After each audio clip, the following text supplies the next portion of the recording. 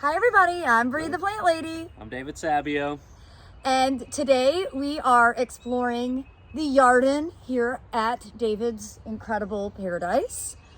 And we've just made a lot of videos. Yeah, there's a lot of content out here. So we're making these little intro outros in case I need to split the videos up. That makes sense. We covered a lot, So we do hope that you will tune in and watch all of them. David has please do. So much knowledge to share, and don't worry, he is going to start a YouTube channel. And even without knowledge, there's a lot of great things to see. If you're in need of some weekend inspiration, these are the videos for you. So, as we go into the woodland, this is just a fun display. I recently had a Leyland cypress come down, thank goodness. But the trunk is still cool. It's great bark. I had to cut it up, but I didn't want to just dispose of it or burn it. I could put it to use, so I'm using it as a display stand. It's also a cat tree. I catch the cats out here quite often, kind of climbing around. But it's I had this little opening here in the middle of it all that I've never really put in because water comes through here. And I just thought this would be a fun temporary thing to do, although as strong as the wood is, I imagine this could be here for a while if I'd like it to be. So ultimately it probably will end up being a display stand like you see. Right now this is just some random stuff I've put on. But it's enjoyable. But if you look to the left, for woodland displays, this is really something. These were Spanish bluebells that were brought to me from really is my sister's ex-husband's mother's house, but they took immediately. I have the autumn ferns, I have Madam Butterfly, azalea, which is a little slow to get established, but that is success. So we're going to go into the lower woodland here. This is also one of my original forays into gardening because I was just trying to clean up the woods back in the early days, early 2000s when we bought the house. So I have a lot of maples planted through here. Christine endearingly calls it Maple Row. And a lot of them are becoming very mature now, and you can see here in the distance is lemon lime lace.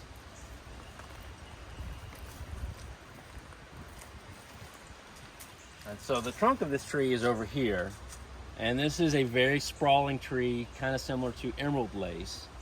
And again, this is a tree that, this is its form. I don't want to keep hacking this back just to make it fit.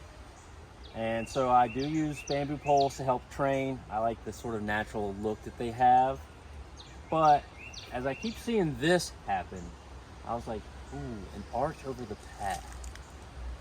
So I started to consider, how do I build something here? But I didn't want to build so a friend was here last week and mentioned, what about just a very simple curved arch trellis? It arrives today. So it should be not so noticeable. It'll give me a structure for this already curved form just to kind of rest on it, hopefully over several seasons harden off. And I will have this sort of entrance into the back woodland that'll be sort of arched and sort of magical, mystical. The way it catches the light here. And so I'm excited to see how this works. It should be perfect.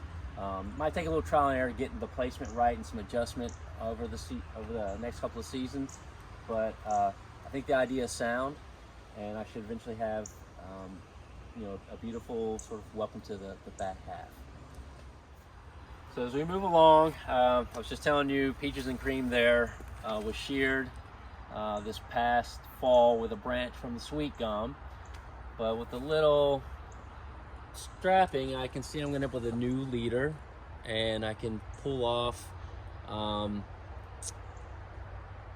the fact that the growth is going to come this way anyway, so it should look a full tree again, I think, within 2 seasons. Ukigomo here. There's a random viburnum I stuck in the ground one year, and it has finally decided to do something. That looks like Shasta. Yeah, I'm pretty sure it's Shasta. which is nice because I lost my big one up top, which we will see. It was basically girdled by a sapsucker. Got really kind of sick, and I kept trying to fix it, and it didn't work out. So here below me are some of the little native maypops, mayapples. I wanted to add some natives to the woodland garden once I got this cleared back in the early 2000s. And there's a ravine up the road off the highway, and it caught my eye one day. I saw this whole strand of green running down the bank. And so I went up, popped a few out, and set them in here, and they've kind of naturalized through here, so I get this, push of early spring growth. And there'll be, of course, the cute little flower eventually under them. And just as they fade, the sweet spire will start to fill out and eventually bloom. So the garden is definitely a mix. I'm not a full-on native guy. I do think they have their spot in the garden as it's their natural habitat, but just to rely completely on natives was going to leave a lot of sparse areas, and so I just wanted to mix it up.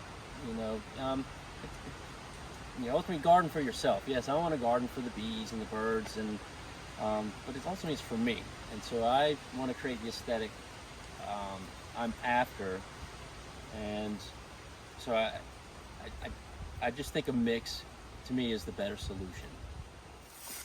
So you may remember me mentioning when we were out front that I transplanted the Jiro Shidari Japanese maple because it's curvy, it was sprawling.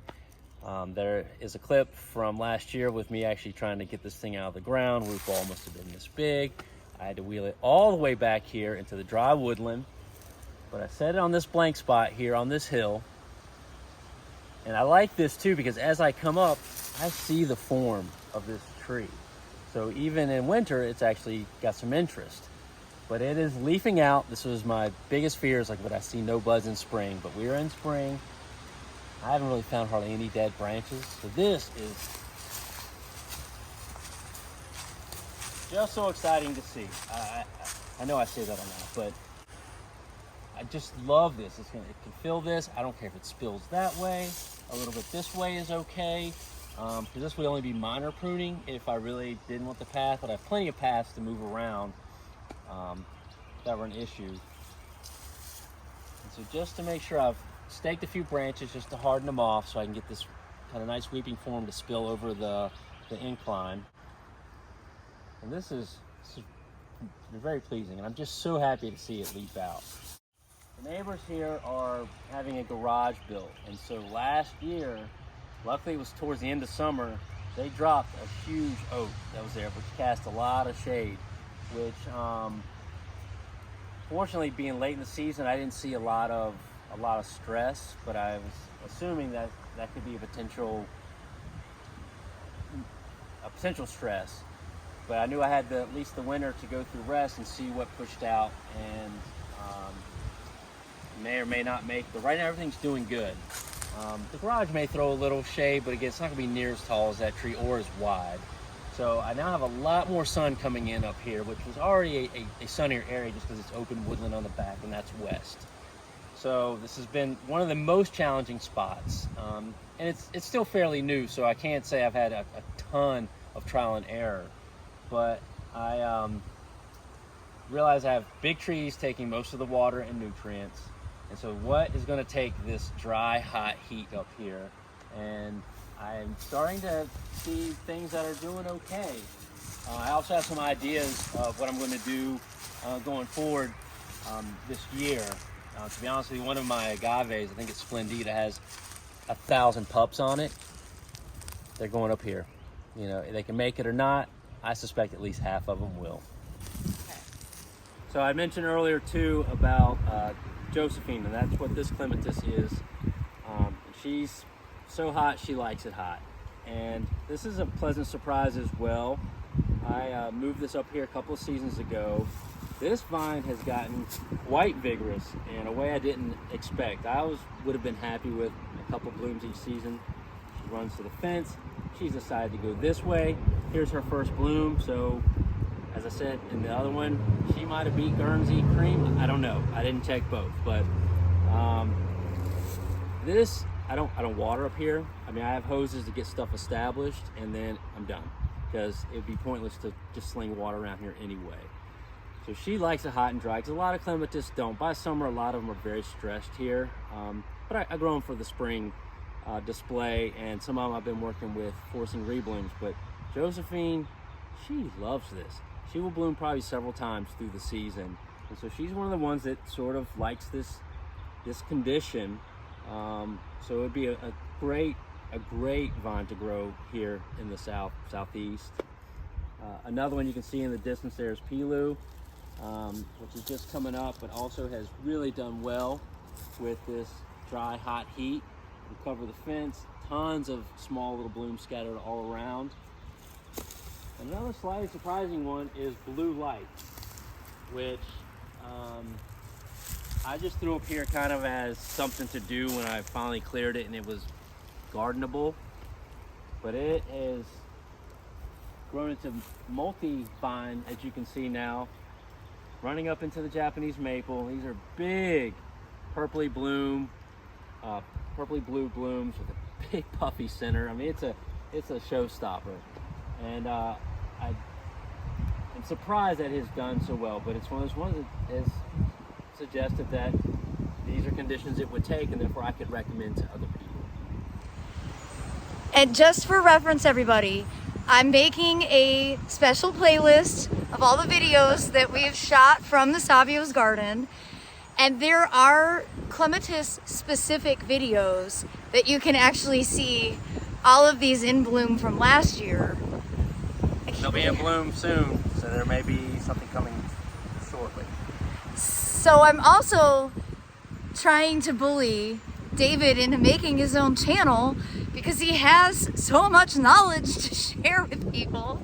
You have been effective. I can say that I have set up a YouTube channel. There's nothing on it yet. My hope was to get something up this week where you may have actually just bought me a little bit of time with this video. Something may still go up. I plan to do this. I've got to figure out the editing. I've been filming over the last couple of weeks. So just be patient with me. It's probably not going to be great to start with, but it is me talking about the garden and hopefully a little bit of knowledge that I have. So I've been bullied. I feel it. It should be coming. Yes.